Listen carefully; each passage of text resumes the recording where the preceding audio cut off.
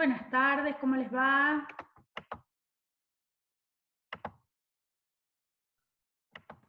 ¿Me escuchan bien? ¿Alguien que me diga?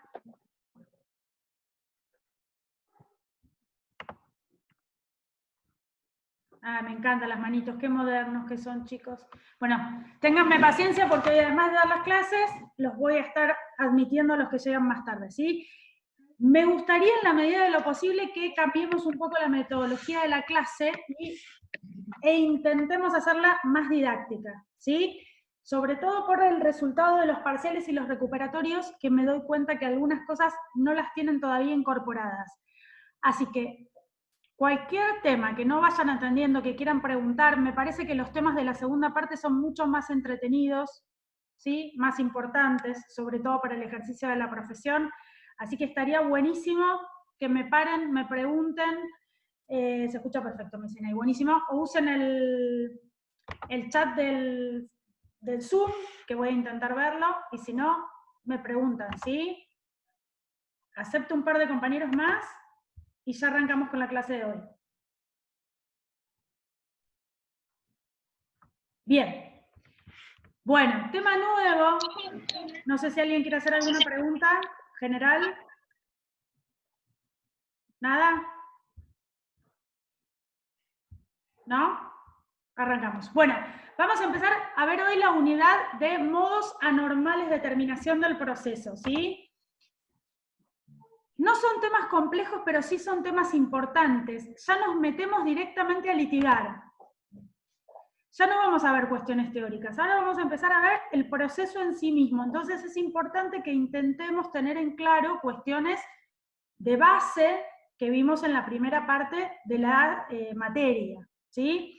Así que yo necesito que si no entienden me pregunten. Vamos a hacer trabajos prácticos, vamos a tener subido material en el foro, pero es importante que vayamos entendiendo a medida que avanzamos, ¿sí? Conmigo van a ver, por ahora, la unidad de modos anormales de terminación del proceso y van a ver todo lo que es prueba.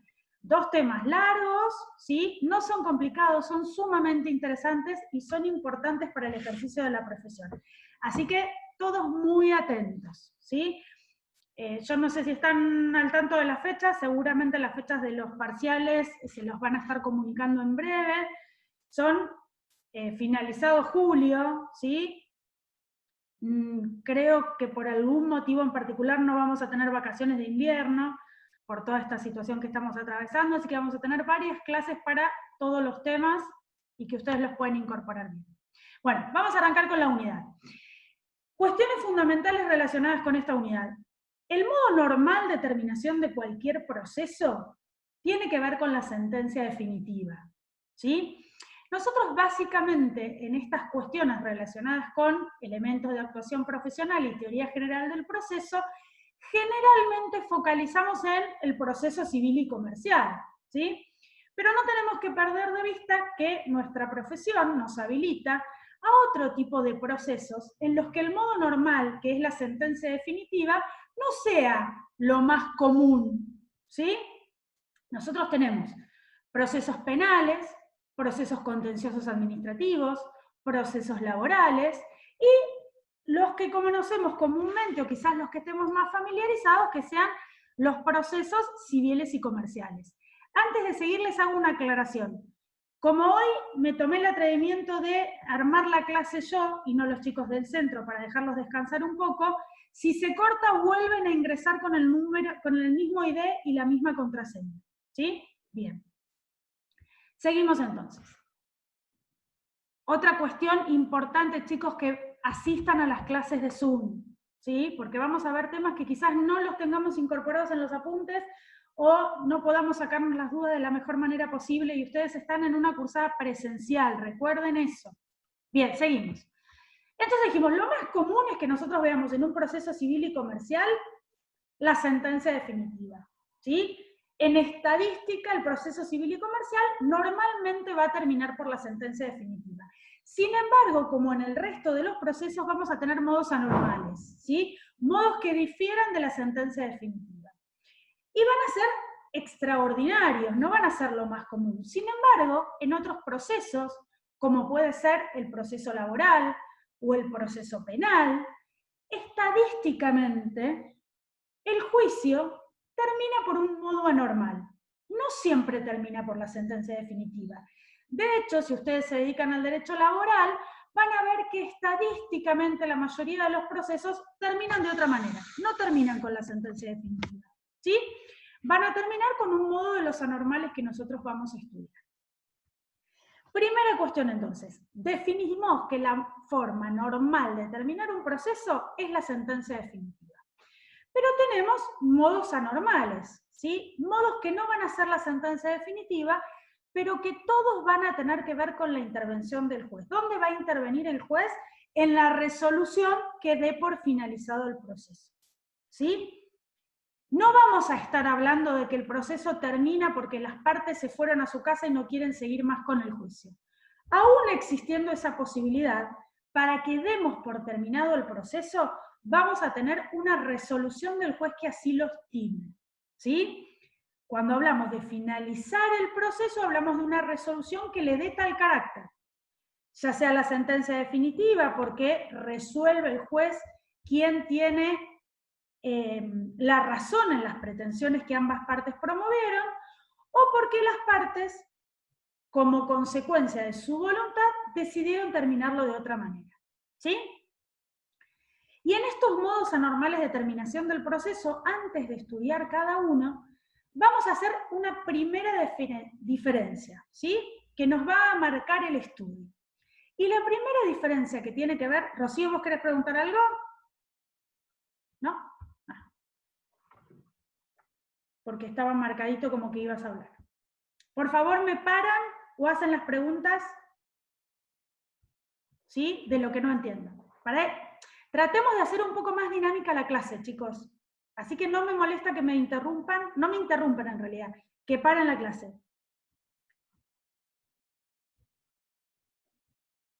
Ah, Rocío, para que cierres tu micrófono, dicen los chicos. Yo no lo puedo cerrar, seguramente vos, a ver, seguramente vos estás desde un, sí, ahí está. Estabas desde un teléfono celular, no me permite desde la computadora.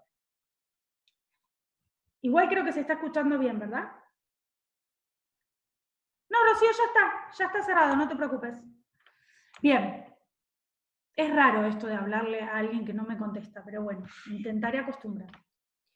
Seguimos entonces. Vamos a diferenciar los modos anormales de terminación del proceso, ¿sí? De acuerdo a quien tenga injerencia en ese modo anormal de terminación, ¿sí? Y vamos a tener, yo les dije 3, vamos a dividirlo en 4 para que nos sea más fácil el estudio. La primera situación va a estar dada por la voluntad de la parte actora, ahora vamos a hacer un paréntesis, en resolver dar por finalizado el proceso aún antes del que el juez dicte sentencia. La segunda posibilidad va a estar dada por la voluntad de la demandada de dar por finalizado el proceso aún sin la sentencia resolutoria del juez. La tercera posibilidad va a estar dada por el mutuo acuerdo de las partes, donde resuelvan dar por finalizado el proceso sin la resolución del juez. Y la última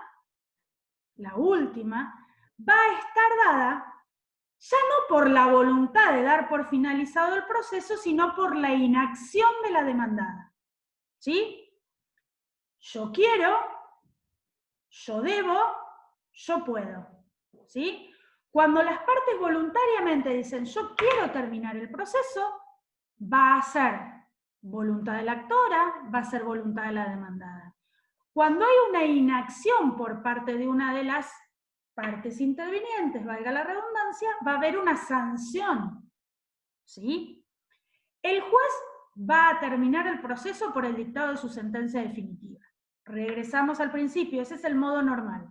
Sin embargo, las partes, ya sea de manera unilateral, ya sea porque se pongan de acuerdo, o ya sea porque el juez la sancionen, van a dar por terminado el proceso.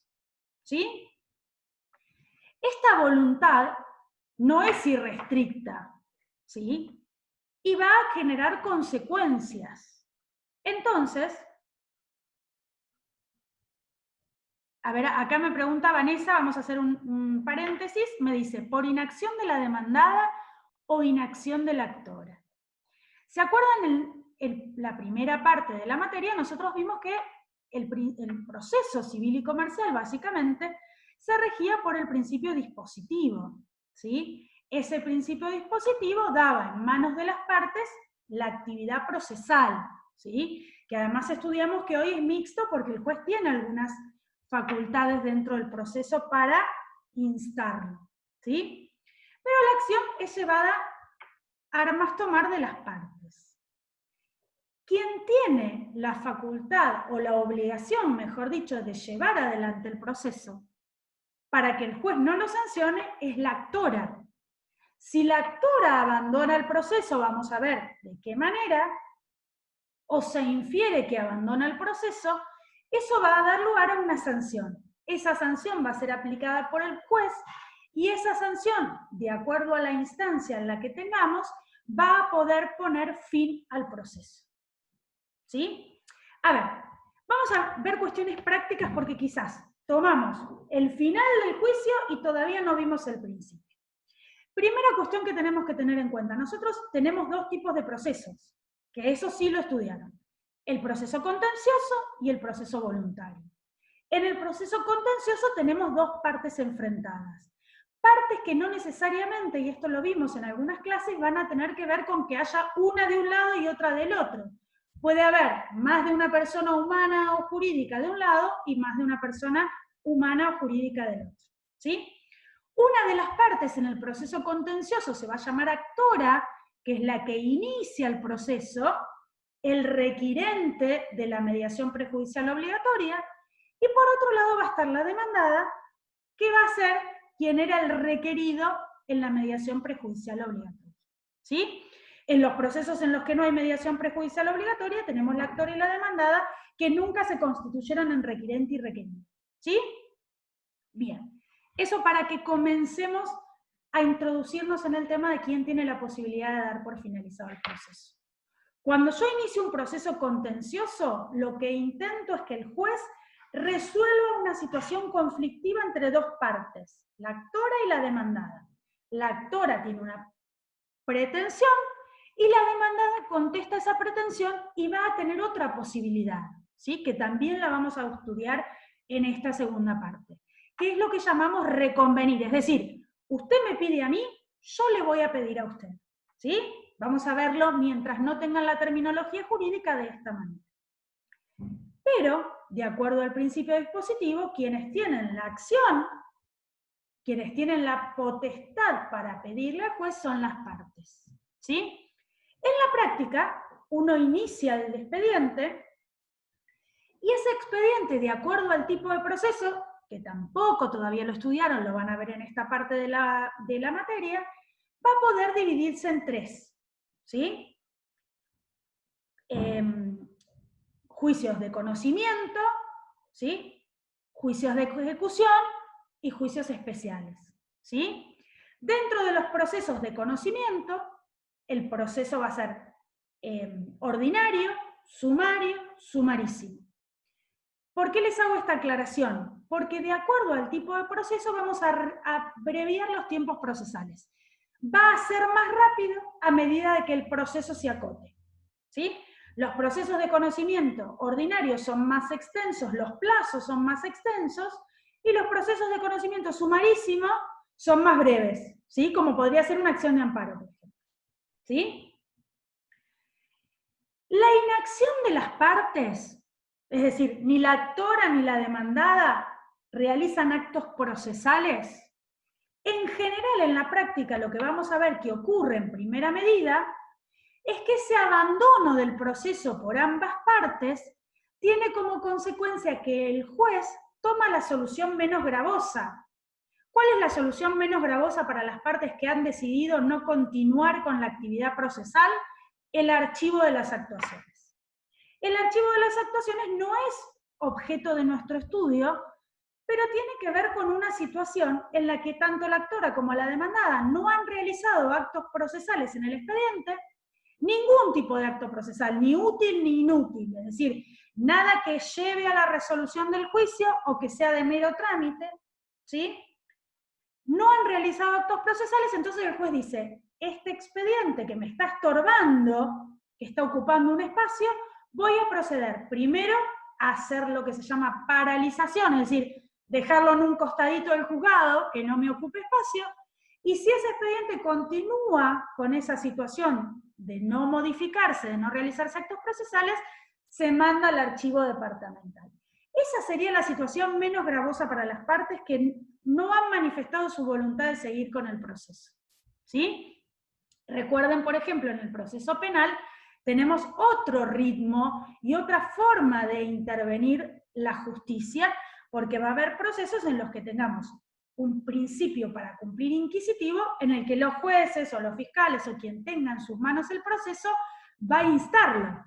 ¿Sí? En el proceso civil, en el proceso laboral, en el proceso contencioso, dependemos de la voluntad de las partes. La parte más interesada en el que el proceso se mueva es la parte actora. ¿Sí? Y usted me va a decir, ¿y por qué la actora no va a querer que el proceso se mueva? Por múltiples factores. ¿Sí? Desde la realidad de que el abogado está con mucho trabajo y se olvidó de ese proceso, hasta que alguna circunstancia particular, como puede ser que estuviera intentando llegar a un acuerdo con la demandada, o que advirtiera que por alguna razón ese juicio no pudiera llegar a tener un buen resultado, puede hacer que ese proceso se estanque. ¿Sí? No que se estanque porque un acto procesal no pueda llevarse a cabo, sino porque voluntariamente no lo avanza la parte. ¿Sí?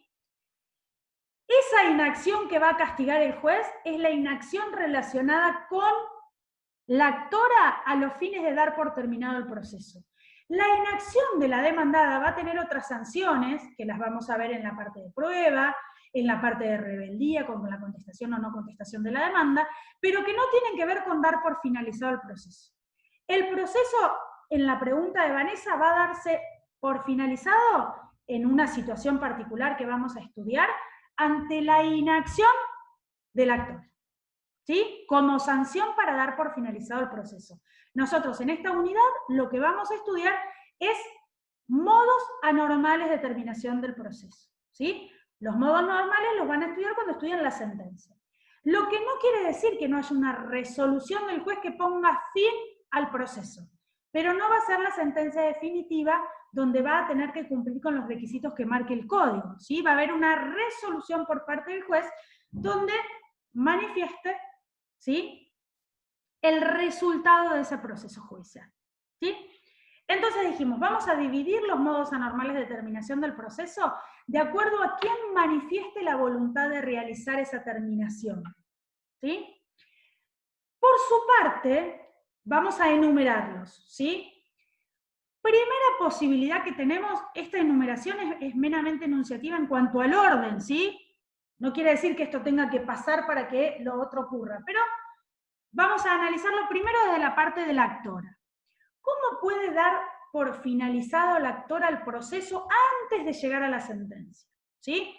Convengamos que la actora inició el proceso judicial ante la Receptoría General de Expedientes de manera presencial cuando se termine el aislamiento social preventivo y obligatorio. En este momento está pudiendo iniciarlo ante la Receptoría General de Expedientes, pero de manera virtual. ¿Sí? Inició el expediente, se sorteó el juzgado a intervenir, de acuerdo a la materia, civil y comercial, laboral, administrativo, ¿sí? O en su caso, se presentó la denuncia en la Fiscalía General o en la UFI de turno, si fuera materia penal, y por alguna razón, ¿sí?, la parte actora considera que debe manifestar su voluntad de no continuar con el proceso. ¿Sí? Esa voluntad de la actora de no continuar con el proceso y dar por finalizado de manera expresa, no es un abandono tácito, no es la actora dejó el proceso sin realizar actos procesales. Hay una manifestación expresa por parte de la actora de su voluntad de terminar con la causa, con el expediente, aún sin haber llegado a la instancia de sentencia definitiva. ¿Sí? Y esa posibilidad se llama desistimiento. ¿Qué ¿Quién puede desistir de la acción? La parte actora. ¿Quién puede desistir del proceso? La parte actora. ¿Quién puede desistir? Solamente la parte actora. ¿Sí? La demandada no tiene la posibilidad de desistir, va a tener otras herramientas, ¿sí?, para dar por finalizado el proceso, pero no el desistimiento. ¿Sí? El desistimiento es un modo anormal de terminación del proceso que va a ser voluntad exclusiva de la parte actora. ¿Sí? Vamos a estudiarlo en profundidad, pero para que ustedes vayan introduciéndose en el tema. Y ese desistimiento va a poder ser de dos maneras. ¿Sí? Se va a poder desistir del proceso en el que estemos involucrados, o se va a poder desistir del derecho, no solo del proceso, del derecho que estoy invocando para fundar mi acción. ¿Sí? Después vamos a ver en qué momento puedo desistir o hasta qué momento puedo desistir de cada uno y qué intervención va a tener la demandada en ese desistimiento. ¿Sí? Mientras se inicia la acción y la demandada no esté presentada, ¿sí?, es muy probable que en la práctica, ¿sí?, salvo cuestiones excepcionales, la inacción de la actora tenga que ver con no realizar actos procesales útiles por cuestiones que le son ajenas, como puede ser el trabajo del abogado. ¿Sí? Esa inacción, seguramente hasta tanto no esté presentada la demandada, no va a tener mayores consecuencias que la paralización del proceso. ¿Sí? La voluntad expresa del actora se llama desistimiento, y este es uno de los modos anormales de terminación del proceso. Desistimiento del proceso o desistimiento del proceso y del derecho, ¿sí? Que va a ser aún mayor la voluntad de la actora, porque no va a desistir solo del juicio, va a desistir de lo que dice que tiene razón para iniciarlo, de la razón para iniciarlo, del derecho que la asiste, ¿sí? Y vamos a ver cuáles son las consecuencias. Esa manifestación de voluntad por parte de la actora, como todos los modos anormales de terminación del proceso, va a tener que cumplir con ciertos requisitos que nosotros vamos a ver durante la clase, pero además va a tener que cumplir con la resolución del juez, y esa resolución del juez va a tener que estar firme y consentida para poder dar lugar a la terminación del proceso. ¿Sí? La voluntad de la parte, esa voluntad de la parte tiene que estar aceptada, admitida por el juez, y el juez tiene que dictar una resolución. No hay modo anormal de terminación del proceso si el juez no dicta una resolución al respecto. ¿Sí? Si bien la voluntad puede ser unilateral de la parte, esa voluntad unilateral de la parte tiene que manifestarse en la aceptación por parte del juez. ¿Y por qué esta aceptación por parte del juez? Si el Código Procesal me autoriza a optar por esos modos de terminación del proceso anormales, porque cada uno de esos modos de proceso anormales tiene que cumplir con un requisito específico. ¿Sí? ¿Alguien habilitó? Alejandro, ¿querés hacer alguna pregunta? No. Se le habilitó el micrófono sin querer. Bien. ¿Hasta acá, chicos, alguno quiere hacer alguna pregunta? ¿No? Bien. Seguimos entonces. Por parte de la actora vimos entonces la posibilidad del desistimiento. ¿Sí? Por parte de la demandada, nosotros, acuérdense que estamos hablando de una manifestación expresa, ¿sí? Por parte de la demandada, nosotros vamos a tener lo que se llama allanamiento, ¿sí? Paréntesis. Es muy probable que el segundo parcial se tome de manera oral y vía Zoom. Con lo cual, algo que no sabíamos nosotros cuando iniciamos esta primera instancia, con lo cual tenemos algunos parámetros que suelen ser pregunta de examen. Con esta modalidad de verdadero o falso, multiple choice y preguntas de desarrollo no las pudimos utilizar, pero les hago esta aclaración. Los requisitos de la sentencia definitiva enumerados en el código, taxativamente, suelen ser pregunta de examen. Los requisitos para que prospere el modo anormal de terminación del proceso suelen ser preguntas de examen. ¿Por qué les hago esta aclaración? Porque el allanamiento que es un modo anormal de terminación del proceso a cargo de la demandada, es decir, la voluntad de allanarse es la voluntad exclusiva de parte demandada, ¿sí? Para que prospere tiene que cumplir ciertos requisitos y para que ese allanamiento además lo dispense del pago de costas, también tiene que cumplir con ciertos requisitos, ¿sí? Y ustedes me dicen, ¿qué son las costas? Las costas lo componen los gastos y honorarios del juicio.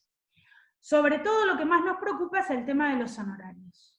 La posibilidad de allanarse, como modo anormal de terminación del proceso, con el cumplimiento de cierto requisito que vamos a ver cuando estudiemos este modo anormal de terminación del proceso, va a darle la posibilidad a la demandada que se exima del pago de costas. Nosotros tenemos en materia civil y comercial, en materia laboral y en materia administrativa, que el principio general en materia de costas es el principio de la derrota, ¿sí? ¿Qué quiere decir esto? El que pierde paga. El que pierde el juicio paga los honorarios, ¿sí? Esto es el principio general, pero ¿qué pasa? Hay determinadas situaciones en las que aún perdiendo el juicio, puede darse que no puedan los abogados acceder al pago de sus honorarios, ¿sí? Ya sea porque la parte tiene instituido el beneficio de litigar sin gastos y se hace extensivo al pago de costas, esto es una discusión doctrinaria y jurisprudencial, o porque no tenemos de dónde cobrar porque la parte es insolvente, ¿sí? Supongamos que nosotros somos parte actora, ganamos el proceso y la parte demandada, que es la parte perdidosa, que está obligada al pago de costas, es insolvente. Nuestro abogado podría requerirnos a nosotros el pago de las costas, ¿sí? Eso ténganlo en claro, porque si bien el principio general es el que pierde paga, los abogados que representamos a una parte, aunque esa parte no esté obligada al pago de las costas, si no pudiéramos cobrarle a la parte obligada, podemos cobrarle a nuestro cliente y nuestro cliente después tendrá la acción de repetición con ese demandado que no pagó, ¿sí? Volviendo al tema del allanamiento, la posibilidad de allanarse de determinada manera que nosotros vamos a estudiar, le va a dar la posibilidad al demandado que se haga cargo del pago de los honorarios de su propio abogado, ¿sí? No así de los honorarios de los abogados del actor. Va a ser exigente el cumplimiento de los requisitos, pero bueno, está dentro de las posibilidades y lo vamos a estudiar. Entonces dijimos, por un lado la demandada en su manifestación unilateral de voluntad puede determinar la posibilidad de terminar el proceso aún antes del dictado de la sentencia definitiva. ¿Cómo? Manifestando al juez su voluntad de desistir. Y el juez, de acuerdo al tipo de desistimiento que vamos a estudiar, va a manifestar si corresponde o no y va a dictar una resolución al respecto. La segunda posibilidad que tenemos es que quien decida desistir del proceso sea la parte demandada. Perdón, no desistir del proceso, sino darla por finalizado aún antes de llegar a la sentencia definitiva. En ese caso lo vamos a llamar allanamiento, ¿sí? Cuando la voluntad unilateral de dar por finalizado el proceso es de la demandada va a manifestarse a través de un acto procesal que le damos el nombre de allanamiento, ¿sí? Entonces tenemos, por un lado, la actora con el desistimiento, por otro lado, la demandada con el allanamiento. Pero también hay situaciones en las que ambas partes deciden ponerse de acuerdo y dar por finalizado el proceso, ¿sí? Aún sin la sentencia definitiva del juez. Y esas situaciones extraordinarias que dan por finalizado el proceso, vamos a llamarlas conciliación o transacción, ¿sí? En estas dos vamos a tener la voluntad de ambas partes. Después vamos a ver cuál es la diferencia entre conciliación y transacción. ¿Por qué? Porque vamos a tener una sentencia homologatoria de estas situaciones que va a tener determinados efectos, ¿sí?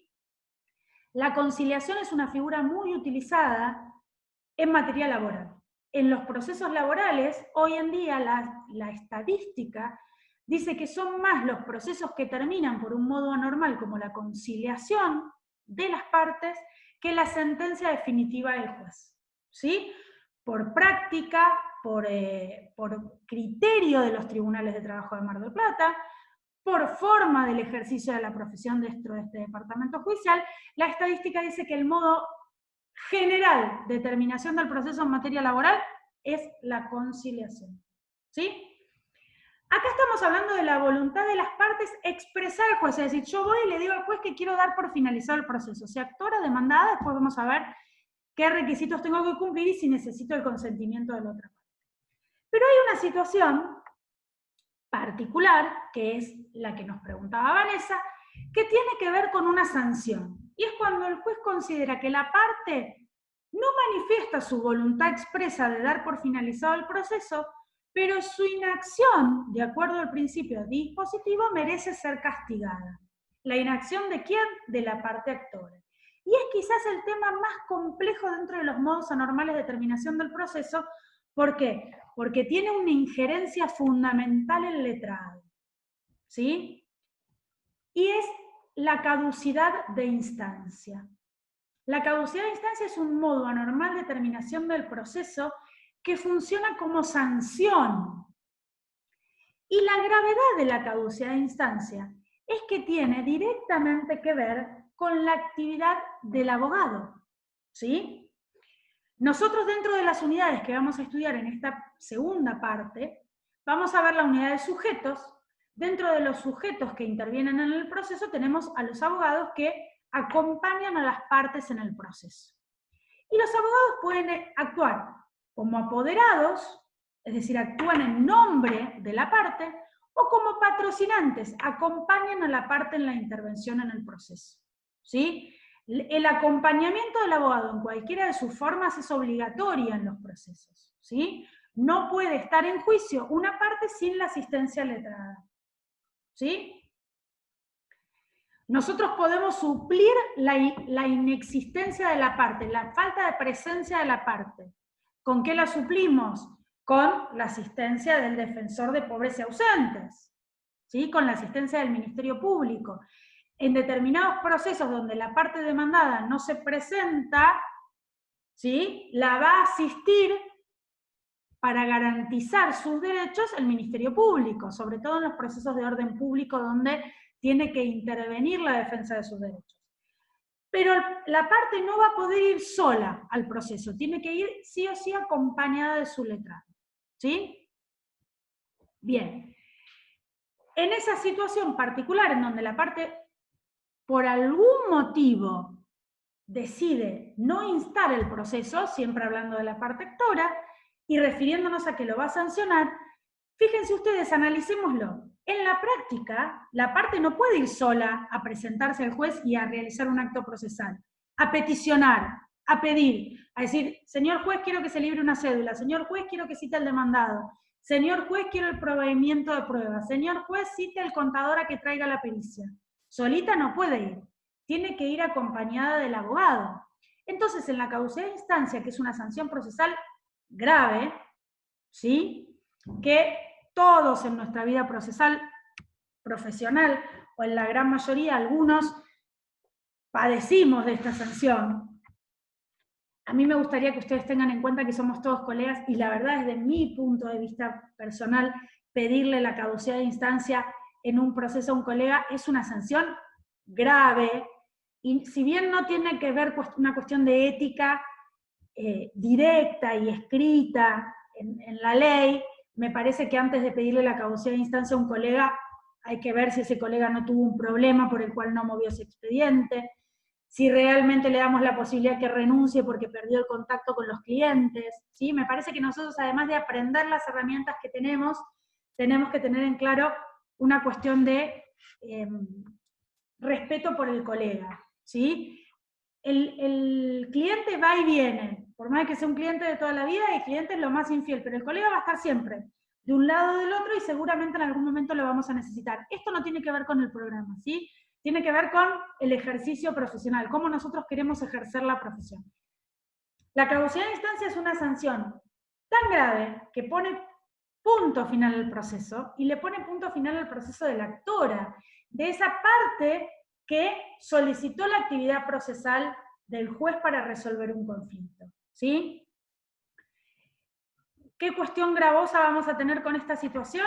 en que en realidad la parte sola no puede actuar en juicio, tiene que ir acompañado del abogado. Entonces hay una gran discusión de si la responsabilidad profesional o puede dar lugar a un juicio de mala praxis el hecho de que se haya dictado una caducidad de instancia a modo de sanción por la inacción de la parte, ¿sí?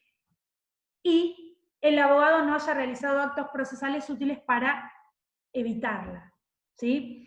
Fíjense que hablamos de caducidad de instancia, que nos va a llevar toda una clase, la próxima clase, porque vamos a ver que va a haber una diferencia y que puede dictarse la caducidad de instancia tanto en primera como en segunda, ¿sí? En los tribunales de trabajo no vamos a tener esa posibilidad porque son tribunales de instancia única, pero en los juzgados civiles y comerciales, en los juzgados contenciosos administrativos, nosotros tenemos una doble instancia. Y la caducidad es una sanción procesal que el juez la va a poder dictar a pedido de parte o incluso de oficio. Es muy raro que el juez la dicte de oficio, pero puede ocurrir tanto en primera como en segunda instancia. ¿Sí? Entonces, tenemos ahora sí una diferenciación o un agrupamiento en tres. Voluntad de las partes, voluntad de ambas partes, voluntad unilateral de las partes, voluntad de ambas partes o sanción. Esas son las tres formas en las que el proceso va a terminar de manera normal, porque la forma normal de terminación del proceso va a ser la sentencia definitiva. Acá Guillermo me hace una pregunta. ¿En los juicios laborales se puede establecer la caducidad de instancia aunque sea una instancia única? Sí. Sí, porque a ver, la caducidad de instancia como sanción no quiere decir que se me termina la primera instancia y voy a poder ir a la Cámara. Se termina el juicio, se termina el proceso. ¿Sí? Me voy a adelantar. La segunda instancia, a ver, me parece que viene muy bien la pregunta de Guillermo porque a mí me da la sensación, y esto que queda entre ustedes y yo, que no sé si llegaron a comprender, quizás los poquititos que somos hoy, los 29 que somos hoy, los 28 que son ustedes y yo, entendemos. Pero voy a suponer que no, que ustedes no entendieron bien la diferencia entre primera y segunda instancia. ¿Por qué? Porque me da la sensación de cuando yo leo los parciales, no está muy entendida. Y sobre todo no está muy entendida la función de la Corte, de la Suprema, de la Corte, ¿sí? La lectura, la comprensión de los textos. Y por eso es tan importante que ustedes pregunten, ¿sí? Primero y fundamental, chicos, pregunten porque ustedes están acá aprendiendo. Y nosotros que estamos de este lado tenemos la obligación de que ustedes se entiendan. En la clase presencial yo por ahí les veo las caras de que no me entienden o que se aburren. Acá veo un montón de cuadraditos en negro o alguna que otra foto, pero no los veo, ¿sí? Entonces yo no sé si me están entendiendo o no. Y de acuerdo a la corrección de los parciales, cuando muchos se equivocan en el mismo punto, no solo es que no entendieron, sino que nosotros no les dedicamos el tiempo para la explicación. Entonces voy a volver con el permiso de ustedes para el tema de la primera y la segunda instancia porque es interesante la pregunta de Guillermo. Rodrigo, después sigo con tu pregunta. La instancia tiene que ver con que la primera instancia va a ser el desarrollo del proceso hasta la sentencia definitiva y la segunda instancia tiene que ver con la posibilidad de la revisión de la resolución de los jueces de primera instancia. Yo les voy a dar una justificación casera de por qué los tribunales no tienen segunda instancia. Porque no hay una voluntad unilateral, no resuelve uno solo, se tienen que poner de acuerdo tres. Entonces por eso no tenemos la doble instancia. La revisión de la voluntad del juez está repartida en tres, sin perjuicio de que uno sea el votante. Como los tres se tienen que poner de acuerdo para votar, y además en las sentencias definitivas tienen que expresar su voto, ¿sí? Y fundarlo, aunque se puedan adherir, tienen que expresar su voto, voto porque sí, voto porque no, por qué voto porque sí, por qué voto porque no, está garantizada la imparcialidad en la resolución. La doble instancia me garantiza la imparcialidad, es decir, ese juez de primera instancia que falló y yo no estoy de acuerdo, y como es un ser humano falible, voy a la segunda instancia. ¿Para qué? Para que otros me digan si tiene razón el juez o no, o si está acertado a derecho el juez o no. E incluso tengo instancias superiores en situaciones como los recursos extraordinarios. ¿Sí? Muy importante en esta segunda etapa, el recurso ordinario. La caducidad de instancia en el Tribunal de Trabajo tiene que ver con el proceso. La caducidad de instancia en segunda instancia, en los juzgados civiles y comerciales donde llegamos a la Cámara, la caducidad de instancia en la segunda instancia va a tener que ver con qué pasa con ese recurso que yo interpuse y que por algún motivo no moví. ¿Sí? Ahora, la caducidad de instancia en primera instancia tiene que ver con terminar con el proceso. ¿Sí? La caducidad de instancia en segunda instancia, me adelanto, tiene que ver con qué pasa con esa resolución que yo recurrí y no moví para que se resuelva. Vamos a ver por qué y en qué situaciones se puede declarar la caducidad en segunda instancia, pero para eso ustedes tienen que saber bien cómo es todo el proceso. ¿Sí? Pero perfectamente puede decretarse la caducidad de instancia en materia laboral.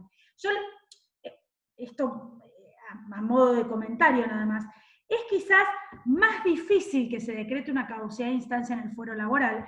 ¿Por qué? Porque el fuero laboral es un fuero más cerrado. En general los colegas del fuero laboral se conocen todos y es muy raro que un colega le pida a otro la caducidad de instancia en materia laboral. Caducidad de instancia, ¿sí? No negligencia en la producción de la prueba, que lo vamos a ver en la próxima unidad, que es otra cosa. ¿Está? No sé, Guillermo, si quedó claro la respuesta, si no, me volvés a preguntar. Rodrigo me pregunta, no entendí, la caducidad de instancia, ¿la establece únicamente la parte actora o pueden ambas? No la establece ni la actora ni la demandada, es una sanción que impone el juez. ¿Y a quién se lo va a imponer? En primera instancia, a la actora. En segunda instancia, al recurrente, que es quien interpuso el recurso que llevó a la instancia, a la apertura de la segunda instancia. Pero en primera instancia, como modo normal de terminación del proceso, ¿sí?, se lo impone a la parte actora. Vanessa dice, ¿se pierde la posibilidad de seguir reclamando el derecho cuando se declara la caducidad? Vamos a tener que ver cómo juega otro instituto, ¿sí?, que es la prescripción. Seguramente ustedes habrán oído hablar muchas veces de la usucapión. Me van a decir que tiene que ver nada. Pero la usucapión es la prescripción adquisitiva de dominio, la posibilidad de adquirir un derecho por el transcurso del tiempo. En lo que a nosotros nos compete, en materia procesal, es muy importante la prescripción, que es la pérdida del derecho por no usarlo en su término. El Código Civil y Comercial, a partir del 2016 de la modificación, abrevió mucho los términos de prescripción. Acota muchísimo la posibilidad de iniciar los procesos con el transcurso del tiempo. ¿Sí? Entonces, la caducidad de instancia termina el proceso. ¿Sí? Si el proceso estaba muy avanzado, probablemente no tenga la posibilidad de volver a iniciarlo. ¿Por qué? Porque opere otro instituto, que es la prescripción. ¿Sí? La caducidad va a terminar el proceso, no va a manifestarse sobre el derecho. Termina el proceso, se cierra el proceso. Incluso si produje prueba dentro de ese proceso, van a ver que la vamos a poder utilizar en un nuevo proceso. Pero vamos a tener que hacer jugar dos institutos, la caducidad con la prescripción. ¿Sí? No sé si le van a quedar ganas al actor que le dieron la caducidad de instancia de iniciar otro proceso, pero bueno, si fue un error, si se olvidó, si no fue voluntario este abandono y el instituto de la prescripción no operó, va a poder perfectamente iniciar otro proceso, ¿sí? Porque no pierde el derecho, pierde la instancia, ¿tá? Pero quédense tranquilos que vamos a ver el instituto completo. Mariano dice, ¿la segunda instancia no la revisa la Cámara de ese fuero? Sí, no sé a qué va a tener, qué tiene que ver tu pregunta, no sé a dónde apunta tu pregunta. En el proceso laboral no tengo segunda instancia. La imparcialidad de los jueces está garantizada por la composición de un tribunal, es decir, 3 jueces que van a resolver un conflicto, ¿sí? El juzgado civil y comercial es un juzgado de primera instancia y va a tener su cámara civil y comercial. Los juzgados de familia son juzgados de primera instancia, donde interviene la Cámara de Apelaciones Civil y Comercial, también en las cuestiones derivadas del derecho de familia. Y los juzgados de primera instancia contenciosos administrativos tienen su propia Cámara Contenciosa Administrativa. ¿Sí? Camila me dice, no entendí la segunda instancia. A ver, Camila, la segunda instancia es la instancia de revisión de las resoluciones. Las partes no van hacer correr el proceso en la segunda instancia. Lo único que se va en segunda instancia es a pedir la revisión de las resoluciones del juez, ¿sí? Hay resoluciones que son susceptibles de recursos de revisión y hay resoluciones que no. Me adelanto un tema que les va a dar el doctor Basso. El juez es un ser humano falible que puede equivocarse. Y las partes pueden manifestarle al juez que se equivocó, ¿sí? Cuando la resolución en la que el juez se equivocó sea susceptible de que él mismo la modifique, ¿sí? A ver, hablando simple y que no tiene que ver con una cuestión procesal, más allá de que ustedes tengan que incorporar términos procesales. Cuando el juez se equivoca y puede hacer un mea culpa, incluso puede de oficio modificar la resolución. No ocurre porque para garantizar la bilateralidad, ¿sí? Y la igualdad entre las partes es raro que el juez de oficio modifique una resolución. Generalmente lo hace a pedido de parte. Pero si hay una resolución que el juez pueda modificarla él mismo, porque así lo autoriza el código, no porque él lo considere, la va a modificar. Entonces no vamos a tener la instancia recursiva que intervenga la segunda instancia. Vamos a tener un remedio procesal. Ese remedio procesal hace que las partes le puedan advertir al juez que cometió un error y el juez considere pertinente esa observación de cualquiera de las dos partes y lo modifique.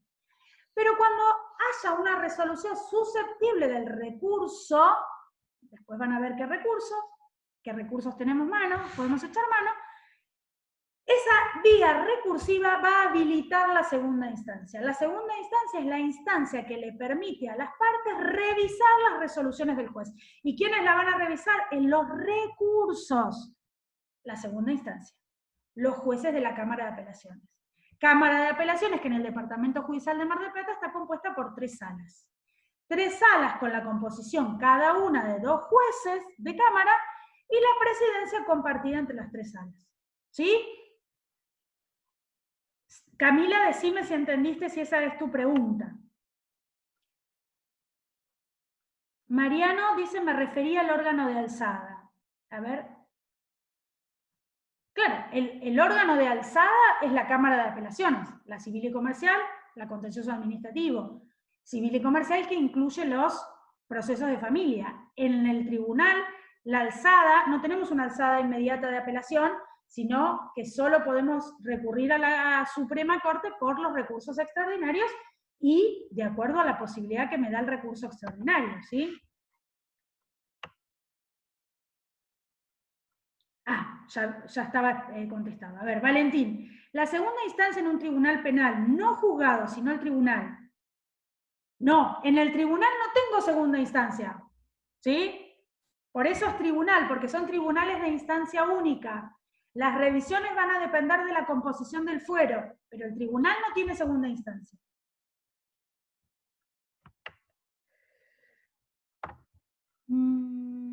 Creo que están contestadas todas las preguntas y no me las vuelven a hacer, ¿sí?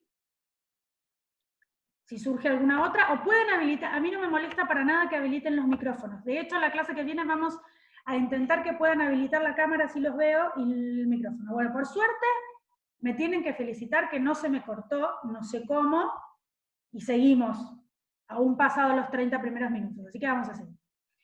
Yo sé que lo que más les interesa es la caducidad porque es quizás la figura más gravosa, ¿sí? Nos regalaron, Candela dice, nos regalaron minutos ilimitados. Sí, no sé quién, pero nos regalaron minutos ilimitados porque saben que para ustedes es muy importante. Igual, ya somos 28, con lo cual uno se aburrió y se fue. Pero no importa. Ustedes díganle que la clase estuvo buena, que se la perdió.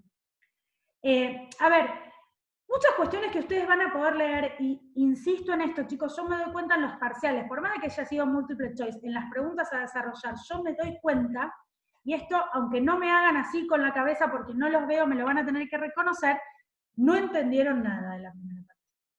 Se vio claro que los que entendieron fueron muy poquitos, y esto tiene que ver con que ustedes están tímidos todavía a la hora de preguntar, ¿sí? Para nosotros es nuevo este sistema de clases de Zoom, y para ustedes es nuevo este sistema de tener tanta cercanía con el docente.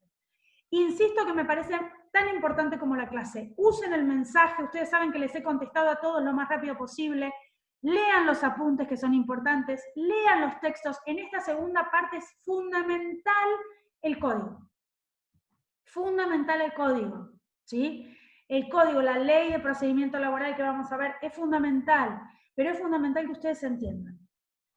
Ahora sí que de memoria no vamos a poder aprender nada, sobre todo porque recuerden que muy probablemente vamos a tener un examen por Zoom, esta cosa media rara que nos estamos incorporando y que yo creo que vino para quedarse, ¿sí?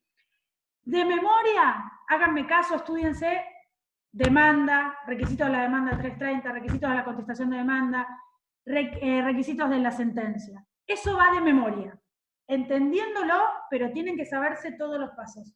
Lo demás, procuren entenderlo. No nos va a importar si se acuerdan en qué artículo está. Nos va a importar que tengan claro de qué estamos hablando. ¿Sí? Bien. Vamos a empezar ahora con el primer modo anormal de terminación del proceso. Recalco, el modo normal es la sentencia. Todo el proceso, desde la mediación prejudicial obligatoria, en el caso de que estuviera dentro de la regulación, no estuviera fuera de las excepciones, hasta la sentencia definitiva por el juez y la utilización, si procede o no, de las vías recursivas. Ese es el modo normal, como termina un proceso. Los modos anormales son aquellos en los que hay una voluntad de la parte, voluntad expresa o tácita, por la cual hay una resolución del juez donde da por finalizado el proceso antes de haber llegado a la sentencia definitiva, antes de haber transitado todo el proceso. Si ustedes tienen una hoja y un lápiz a mano, vamos a hacer una pequeña línea de tiempo, que yo suelo hacérselas en el pizarrón, en este momento no contamos con ese elemento, que tiene que ver con el proceso. El proceso tiene una etapa de inicio, la anterior era la mediación prejudicial obligatoria. El inicio del proceso, traslado de la demanda, contestación de la demanda. En la contestación de la demanda tenemos tres posibilidades: contestación lisa y llana, reconvención y contestación, rebeldía, que es cuando no se presentó a contestar, existencia de hechos controvertidos y conducentes, apertura a prueba, derecho discutido, declaración de puro derecho, ¿sí?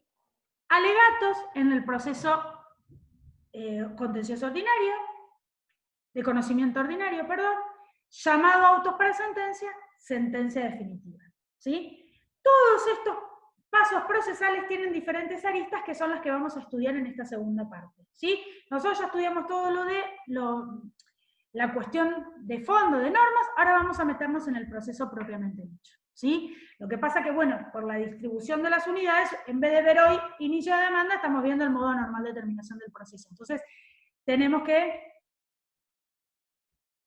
Vanessa me pide que repita. Decime, Vanessa, qué necesitas que repita y con mucho gusto. A ver, esperemos que Vanessa... La línea de tiempo, por supuesto.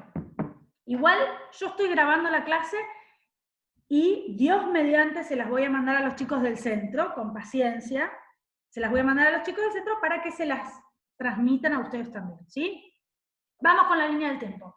La línea del tiempo no empieza en la mediación prejudicial obligatoria, porque es prejudicial. Vamos a iniciar la línea del tiempo con el inicio de la acción, con el inicio de la demanda. ¿Dónde inició la demanda? La Receptoría General de Expedientes. Por supuesto que si esa Receptoría General de Expedientes ya tuvo que intervenir en el sorteo de mediador, ¿sí? La demanda la voy a iniciar en el juzgado, ¿sí? Esto que no nos cuenta nadie es así en la práctica. Si yo ya tuve mediación prejudicial obligatoria, tengo que iniciar el procedimiento con el acta de cierre de la mediación, donde manifesté que no llegó a un acuerdo, e inicio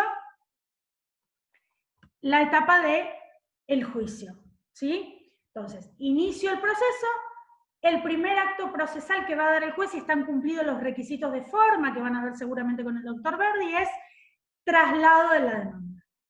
Traslado de la demanda es la forma en la que toma conocimiento la otra parte, la demandada, de que yo le estoy pidiendo algo, ¿sí?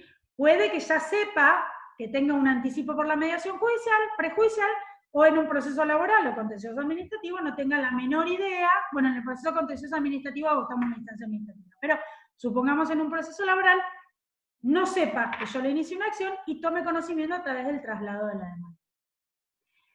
Después del traslado de la demanda viene la etapa de contestación de la demanda, que vamos a tener un plazo, formalidades a cumplir, y en esa instancia de contestación de la demanda puede ocurrir que el demandado conteste, lisa y llana, contesta la demanda.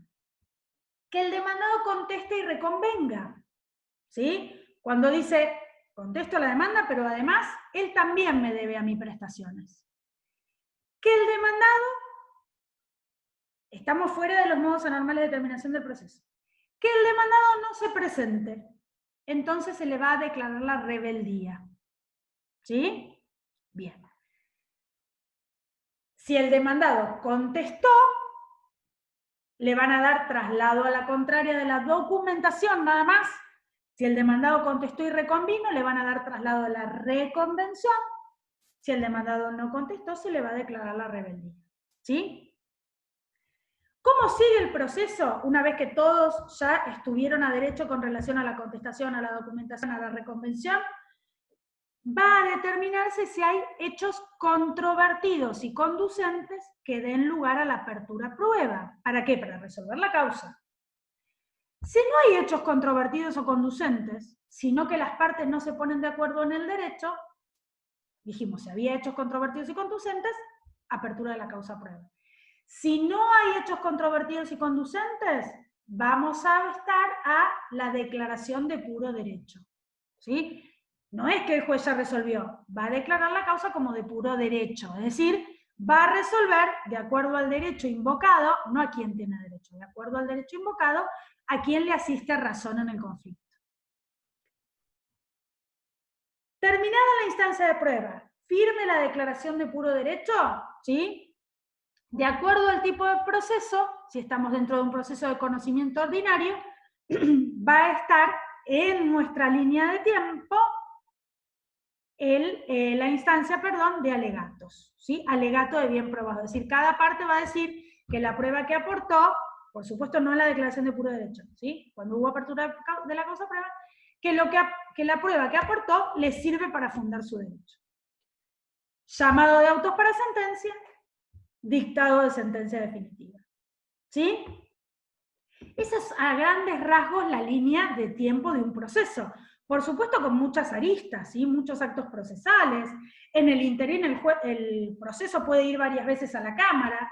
Algo que no sé si les comentó el doctor Basso cuando les dio el tema es que una vez que tiene una asignación de sala, el expediente, durante toda su vida procesal, ese expediente va a tener asignada esa misma sala, para mantener el criterio, ¿sí? Todas las veces que el expediente vaya a la Cámara de Apelaciones, por sorteo, de acuerdo a la asignación de la causa, va a ir a esa misma sala. Es decir, la primera vía recursiva que se utilizó en el procedimiento se sorteó a la sala 2, aunque no fuera la sentencia definitiva, fuera una sentencia interlocutoria, una providencia simple que cause gravamen irreparable, y fue a la Cámara, todas las restantes intervenciones recursivas van a ir a esa misma sala. ¿Sí? Va a resolverlas esa misma sala. Así como el expediente transmite en un juzgado siempre, también la segunda instancia transmite siempre la misma sala, para garantizar que tiene criterio la sala en el dictado de las resoluciones. ¿Sí? ¿Está clara la línea de tiempo? ¿Alguna pregunta con relación a eso?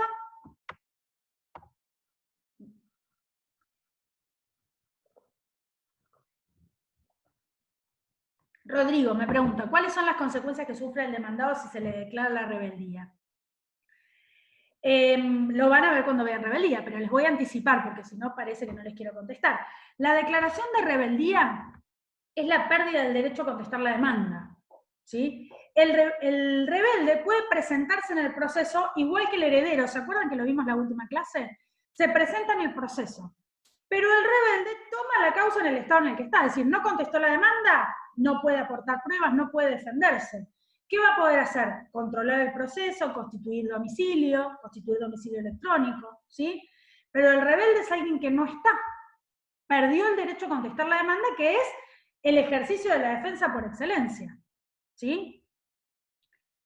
Rodrigo, ¿me pones cuáles? ¿Cuáles son los derechos? Bueno, básicamente esto. El rebelde pierde el derecho a contestar la demanda, ¿sí? La rebeldía tiene que ver con eso, con declararlo rebelde en la contestación de la demanda, ¿sí? Después hay otras sanciones procesales que tienen que ver, que se dan, por ejemplo, cuando la parte, dijimos, tiene que ir acompañado con un abogado. Por algún motivo, o le revoca el poder al abogado, o renuncia el abogado a seguir patrocinándolo en la causa. Y el juez le va a dar un tiempo. En general, cuando hablamos de patrocinante, es el propio actor el que tiene que presentar, la propia parte que se quedó sin abogado el que tiene que presentarlo.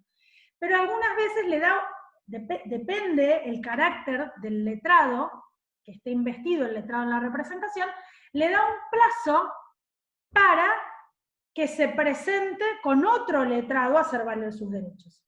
Si eso no ocurre, esa parte queda en una situación de rebeldía con relación a esa situación, ¿sí? A ver, la rebeldía se le pide al demandado, por supuesto que la rebeldía nunca se le va a pedir a la actora se le va a pedir otra sanción, que va a ser la caducidad.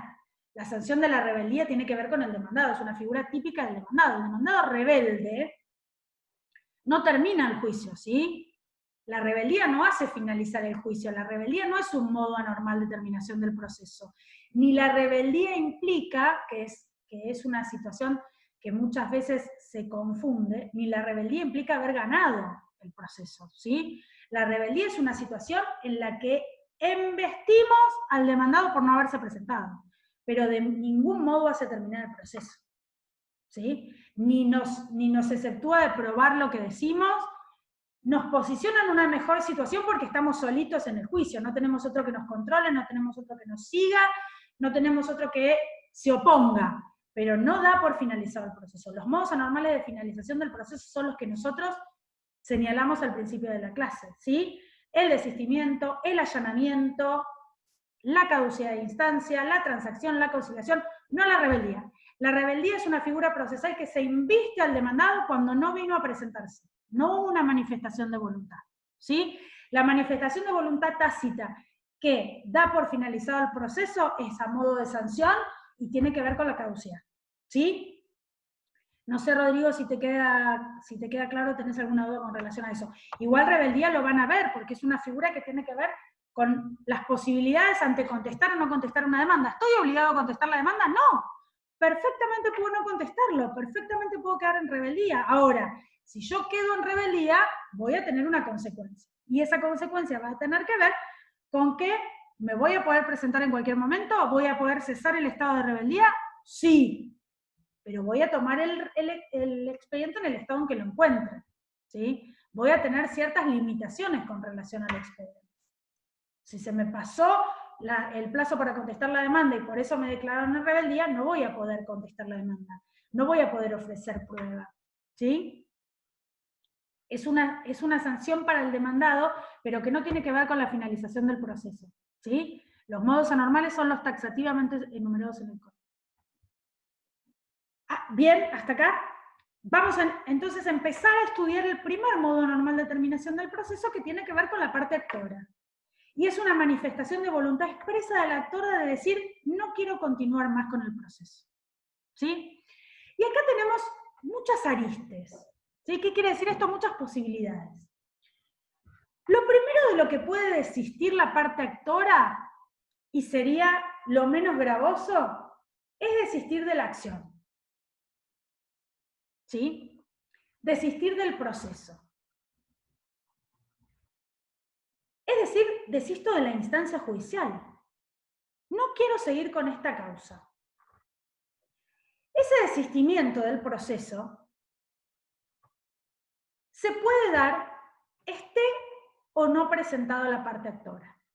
A ver, supongamos, yo inicio un proceso judicial contra un banco, tengo un crédito contra un banco y considero que me están cobrando intereses abusivos. Entonces, inicio un proceso de revisión de cláusulas contractuales ante el juzgado civil y comercial que me sorteen. Antes de dar traslado de la demanda, hago un arreglo con el banco todavía no tiene traslado a la demanda, no tiene conocimiento de que yo inicie esa acción judicial. Aprovecho una línea de beneficios del banco que el banco hace quita de intereses y cancelo el crédito. Entonces, esa solución gravosa que yo le planteé al juez no quiere decir que no existió. Quiere decir que tomé una solución beneficiosa para mí por múltiples circunstancias o porque me voy a vivir al exterior o lo que fuere, que hacen que yo no quiera seguir con ese proceso. Si todavía el demandado no tomó conocimiento, yo puedo desistir de la acción sin necesidad de su consentimiento. Puedo desistir del proceso sin necesidad de su consentimiento. De hecho, del proceso puedo desistir aún estando el demandado presentado, pero voy a necesitar su consentimiento, ¿sí? Si el demandado aún no se presentó a hacer valer sus derechos porque yo no le di traslado a la demanda, o porque di traslado a la demanda y por algún motivo no se recibió la cédula, ¿sí? Puedo desistir de la acción. Yo puedo desistir de la acción en cualquier instancia del proceso antes del llamado de autos para sentencia, pero va a depender de si necesito o no el consentimiento de la demandada, si le van a pedir opinión. Y ustedes me dicen, bueno, pero si yo voy a desistir del proceso, ¿qué mejor para la demandada que tener un juicio menos? El desistimiento del proceso no quiere decir que yo no tenga derecho a iniciar otro proceso posterior, ¿sí? Puede ocurrir esto que yo les digo, puede ocurrir que ustedes hayan iniciado un proceso y se den cuenta que esté mal encausado y no lo pueden reencausar, ¿sí? Puede ocurrir, por ejemplo, que ustedes hubieran iniciado un proceso de cobro de pesos por un contrato de locación de servicios y después se dieran cuenta que es un contrato de trabajo, entonces tengan que ir a otro fuero. Todavía no dieron traslado de la demanda, antes de que le planteen una excepción, desisten de la acción, ¿sí? Desistir de la acción, desistir del proceso es desistir de ese juicio, lo que no implica que yo pueda iniciar más cantidad de un juicio posterior, siempre y cuando acompañado del instituto de la prescripción, es decir, que la acción no estuviera prescrita, ¿sí? Que no hubiera perdido el derecho a iniciarla por el transcurso del tiempo. ¿Estamos? Entonces, yo tengo la posibilidad de iniciar ese juicio con posterioridad. Por eso, si la actora estuviera presentada, necesito de su consentimiento. Porque ella dice, no, a ver, vos ya planteaste la demanda de esta manera, yo ya contesté la demanda, si te olvidaste de ofrecer pruebas, es un juicio sumarísimo, es un problema tuyo. Si en realidad no denunciaste todos los hechos de los cuales tenías que valerte, y yo ya me presenté y contesté la demanda y me defendí en virtud de esos hechos, yo no quiero ahora desistir, y vamos a tener que seguir adelante, ¿sí? Esta manifestación unilateral que tenía que tener la resolución del juez para dar por finalizado el proceso, en el caso de que la demandada esté presentada, va a tener un requisito extra. ¿Cuál va a ser el requisito extra? Que la demandada se manifieste, ¿sí? En su voluntad de desistir, de que la actora desista de la acción, ¿sí? Desista del proceso. Porque va a poder iniciarle un proceso posterior. Entonces, vamos a tener que escuchar a esa demandada a ver si realmente está de acuerdo con el desistimiento del proceso. O prefiere continuarlo y que el juez dicte la sentencia definitiva y termine por un modo normal, no un modo anormal, que termine por lo que tiene que terminar, es decir, la resolución del juez. ¿Sí? Pero otra de las posibilidades dentro del desistimiento, dentro de esta manifestación unilateral de la actora, es el desistimiento del derecho. No va solito, va acompañado del desistimiento del proceso. Pero yo no desisto solamente de ese proceso judicial que inicié, sino que desisto del derecho que invoqué para iniciarlo. Con lo cual, el desistimiento de la acción y del derecho va a implicar la imposibilidad, si existe la resolución del juez al respecto, la imposibilidad de que esa parte pueda iniciar un juicio posterior con el mismo objeto, ¿sí? Con la misma pretensión. Yo no voy a poder iniciar un juicio posterior contra la misma parte, por la misma pretensión, si en el proceso que inicié desistí de la acción y del derecho, ¿sí? En ese caso, en el desistimiento del derecho, el consentimiento del demandado, si bien seguramente por una cuestión procesal le van a dar traslado por el principio de bilateralidad, no es necesario porque yo voy a estar dando por finalizado el proceso, ¿sí? Acá lo que vamos a tener que ver es la aplicación de las costas. seguramente la demandada va a manifestarse con relación a las costas, ¿sí? A ver, muchas veces el desistimiento de la acción y del derecho, ¿sí? En la práctica, porque nosotros vemos lo que dice el código, pero también tenemos que ayornarnos a la práctica. En la práctica, muchas veces el desistimiento de la acción y del proceso, sobre todo en juicios laborales, que quizás no vemos mucho acá, pero en la práctica se dan, tiene que ver con alguna cuestión de que las partes se pusieron de acuerdo y llegaron a una resolución del conflicto extrajudicial y que no quieren que el juez tome conocimiento, para que no le quede un antecedente a la parte. Hay otra forma de conciliarlo sin reconocer hechos ni derechos, pero bueno, a veces cuando sigo, por ejemplo, Juanita demandó a Pedro y Enrique. Quiero seguir el juicio contra Pedro, pero decido no seguirlo contra Enrique, como el juez no me va a permitir conciliar solo por uno y seguir el juicio por el otro, desisto de la acción y del derecho con relación a Enrique y sigo el juicio contra Juan. ¿Se entiende? Contra Pedro, perdón. Yo me perdí cuáles eran los nombres de los ejemplos. ¿Yo puedo desistir de la acción y del derecho con una de las partes que integran la demanda? Sí, perfectamente. ¿Sí? Pero si está presentada la demandada, voy a tener que tener el consentimiento de la demandada. ¿Sí? Mientras la demandada no está, desistir de la acción y del derecho, es una manifestación unilateral que el juez va a resolver sin necesidad de violentar el principio de bilateralidad porque no hay un otro todavía. ¿Sí? No le va a tener que pedir opinión a ese otro. En cambio, si ese otro está presentado, a los fines de respetar el principio de bilateralidad, va a tener que pedirle opinión. ¿Sí? Más aún cuando yo decida desistir, ya sea de la acción o del derecho, de la acción más que nada, solo de uno de los integrantes de esas múltiples partes que integran la demandada. ¿Sí? ¿Está claro esta figura del desistimiento como modo anormal de terminación del proceso? Puede que termine el proceso de manera definitiva porque no puede iniciar otro proceso cuando desisto de la acción y del derecho. Puede que termine el proceso de manera definitiva, pero con la posibilidad de iniciar otro proceso posterior, siempre y cuando se pueda configurar el instituto de la prescripción no operado, ¿sí? Cuando desisto del proceso, de la acción o del proceso, ¿sí? Siempre tiene que haber una resolución del juez. No es que yo digo, bueno, abandono el proceso. Cuidado con esto, chicos. Aprendámoslo bien en la órbita profesional. Dejar el proceso no es desistimiento. El abandono del proceso es otra cosa.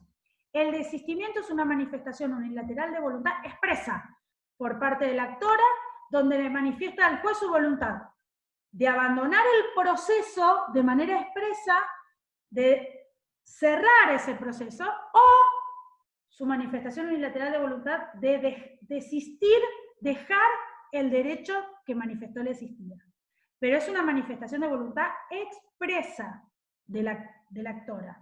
La manifestación tácita de la actora de abandonar el proceso va a tener una sanción, ¿sí? Que puede darse o no, pero va a ser a modo de sanción la manifestación de voluntad tácita. La expresa va a dar lugar a este modo normal de terminación del proceso, que es el desistimiento, que no es una sanción, es una resolución del juez a partir de la voluntad del actor. ¿Sí? Cuando en cambio la voluntad de terminar el proceso antes de llegar a la sentencia es de la demandada, estamos ante la figura del allanamiento. ¿Sí? ¿Y qué es el allanamiento básicamente, más allá de que nosotros después busquemos un concepto procesal? Es el reconocimiento por parte de la demandada de los dichos de la actora. Yo me allano, yo digo que tiene razón, ¿sí? Pero ese allanamiento, para que sea efectivo y para que sea un modo normal de terminación del proceso, tiene que cumplir con determinados requisitos, ¿sí? Para que dé por finalizado el proceso, tiene que ser oportuno, es decir, dentro del plazo de la contestación de la demanda. No me puedo allanar a mitad del proceso. Tiene que ser completo. ¿Qué quiere decir que sea completo? Que tengo que allanarme a la totalidad de las pretensiones de la actora. No me puedo allanar a la compensación de daño moral y no a la compensación de daño punitivo o material, ¿sí? Que son tres daños distintos, por ejemplo. o no puedo allanarme al capital y no estar de acuerdo con los intereses. Ese allanamiento no es un modo normal de terminación del proceso. Entonces, oportuno, completo y efectivo. ¿Qué quiere decir que sea efectivo? No alcanza con mi manifestación unilateral como demandado de que me allano. Sí, usted tiene razón. Tengo que cumplir, ¿sí? Tengo que cumplir con lo que me pide la demandada, con las pretensiones de la demandada, ya sea de hacer, de dar o de no hacer, ¿sí? Yo no sé si todos tienen obligaciones, pero las obligaciones se dividen en obligaciones de dar, de hacer o negativas de no hacer. Si yo me allano, tengo que cumplir con todas las pretensiones de la demandada, con todas las pretensiones de la demandada. Completo, efectivo, ¿sí? Efectivo, tengo que hacerlo y oportuno. Esos 3 requisitos son indispensables para que sea un modo normal de terminación del proceso. Y se acuerdan que cuando empezamos la clase yo les dije, además para que yo me exima como demandada del pago de costos, es decir, vos me pedís y yo te doy, por supuesto que la actora se va a oponer y va a manifestarse, pero después lo va a resolver el juez. Tiene que ser efectivo, es decir, yo tengo que al mismo tiempo que me allano, cumplir. Me piden 1000, pago 1000, ¿sí? Con lo presupuestado para costos y costas, y después practicará la liquidación y adecuaré. Pero para que yo me exima del pago de costas, el allanamiento tiene que ser efectivo, ¿sí? De ese allanamiento, por supuesto, le van a dar traslado a la actora. ¿Para qué? Para que la actora se manifieste si se han cumplido estos 3 requisitos. Y finalmente, de acuerdo con lo que diga la actora, el juez resuelva. Si el allanamiento fue parcial, ¿puede existir un allanamiento parcial? Perfectamente, pero no va a dar por finalizado el proceso. ¿Puede existir un allanamiento que no sea efectivo? Sí, va a dar por finalizado el proceso, pero no me va a eximir de costas. Le va a reconocer los derechos al actor y va a intimar al demandado que cumpla con el reconocimiento que ha dado, ¿sí? Pero esos son los 3 requisitos indispensables para que prospere el allanamiento y además el requisito fundamental, el que sea efectivo para que me eximan de costas, ¿sí? Entonces tenemos, por un lado, la voluntad unilateral del actor a través del desistimiento, la voluntad unilateral de la demandada a través del allanamiento, los requisitos que tiene que cumplir cada una de estas 3 condiciones. Fíjense que la actora tiene mayor margen de tiempo para dar por finalizado el proceso de manera normal que la demandada, ¿sí? El de la demandada está circunscrito a que sea oportuno, ¿sí? Por supuesto que nada puede prosperar como modo normal de terminación del proceso una vez que hay autos para sentencia, ¿sí? Salvo que las partes pidan que se saque de los autos para sentencia y después lo hacen, ¿sí? Pero hasta hoy vimos esos 2 modos anormales de terminación del proceso. Tenemos 2 clases más para seguir viendo estos modos anormales de terminación del proceso y tenemos una pregunta. Valentín dice, entonces, ¿me puedo allanar a toda lo demandado y no solo una parte? ¿Me puedo allanar a todo o a una parte? ¿Sí? No necesariamente me tengo que allanar a todo. Esa es la inversa a tu pregunta. No es me puedo allanar a todo. Para que termine el proceso me tengo que allanar a todo. Pero es una figura que puedo utilizar incluso para allanarme parcialmente. No va a dar por terminado el proceso. Va a continuar con lo que no me allané. Vanessa dice, otra pregunta. Valentín, si no entendiste, me repreguntas. Vanessa dice, el desistimiento siempre es aquellos temas en los que no esté involucrado el orden público. Lo pregunto por los temas de familia. Por supuesto, yo puedo desistir siempre y cuando no esté involucrado el orden público. A ver, no puedo desistir de los procesos de familia. Ustedes se van a acordar de mí porque cuando estudien derecho laboral le van a decir que el derecho laboral es de orden público, es irrenunciable. Hay una gran discusión doctrinaria. De hecho, en la práctica los tribunales de trabajo permiten perfectamente desistir de la acción y del proceso a los trabajadores, no le manifiestan ningún obstáculo. No así en los tribunales de familia, en los juzgados de familia, no van a poder desistir de una pretensión de alimentos. Si quieren no la cobran, tácitamente, pero expresamente no van a poder desistir de un derecho que le requirieron al juez su reconocimiento. Martín, cumplir con las prestaciones de pretensiones de la demandada. Sí, perdón, quizás dije demandada sin querer, es cumplir con las pretensiones del actor. Perdón, Martín, fue quizás un error involuntario. Leonardo, si se allana en otro estado de la causa y no en la contestación, no se exime de costas. No solo no se exime de costas, sino que además vamos a tener que darle traslado a la demandada y quizás haya otros terceros involucrados. No solo no se va a eximir de costas de los honorarios de la actora, del letrado de la actora, sino que puede estar en una instancia de prueba, ¿sí? No va a dar por finalizado el proceso en esa instancia, ¿sí? ¿Alguna otra pregunta, chicos? ¿No? ¿Ninguna duda más? Bueno, por lo menos se animaron a preguntar un poquito más. Espero que la próxima clase se animen más todavía.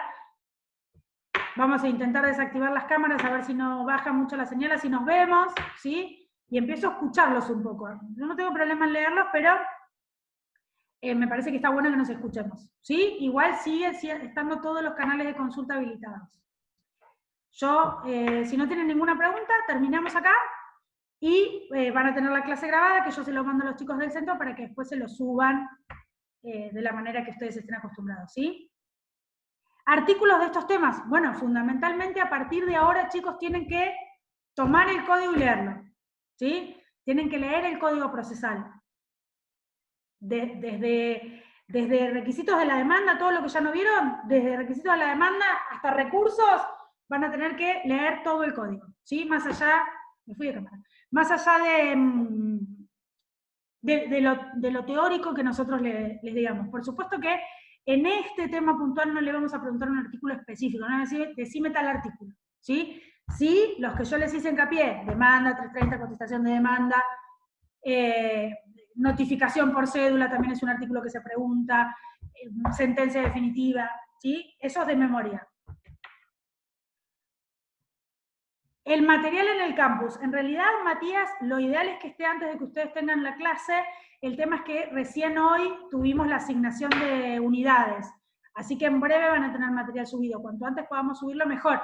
Estamos corrigiendo los parciales, los recuperatorios, tienen que tener la nota del recuperatorio, pero seguramente van a tener en breve. Igual, a ver, chicos, ustedes material tienen el libro, ¿sí? El libro y el código. Con eso se van a poder entretener, más allá del material que nosotros le aportemos. ¿Alguna otra pregunta? ¿No? No. No, gracias a ustedes, chicos, por la paciencia y muchas gracias por estar ahí, que la verdad que es una enorme responsabilidad para nosotros intentar transmitirles conocimientos desde acá, pero sobre todo para ustedes. ¿Cuál libro, doctora? Seguimos con Palacios. Palacios, Arasi. Yo les mandé, no sé si incluye la segunda parte, les mandé un apunte por los chicos del Centro de Teoría General del Proceso interesante. También van a tener material en campus, no se preocupen, pero tienen que seguir con Palacios. Palacios sigue con la segunda parte. Tengan en cuenta que por ahí Palacios habla mucho de nación, pero es adecuar los artículos y el código. No hay problema, Mariano, te podés comunicar conmigo directamente en el... A ver, el nexo no es el centro, el centro les facilita a ustedes un montón de cosas, pero quien no pueda, no tenga contacto, se comunica directamente con nosotros. El material está de bibliografía está todo subido ya en el campus desde el principio. Algunas cosas van a tener que ver de provincia y algunas cosas en que se diferencia van a tener que ver de nación, y en prueba vamos a ver la 11653, que es la ley de procedimiento laboral. Después les confirmo si hay plenaria este jueves, me parece que sí, y también tienen el miércoles con el doctor Verdi, que yo en un ratito les paso el link, y el viernes con la doctora Villegas. El lunes que viene me parece que es feriado. Tenemos un feriado por el 20, no me acuerdo si el lunes, si es este, sí, el próximo lunes, pero tienen clase todos los lunes, miércoles, sí. Perdón, y viernes que no sean feriados, tienen clases normales y también las plenarias. Yo les voy a mandar por el campus los datos de ID y contraseña. ¿Alguna otra pregunta? ¿No? Bueno, chicos, terminamos por hoy. Cualquier cosita ya saben, ¿sí? Nos estamos viendo. Gracias a todos por venir.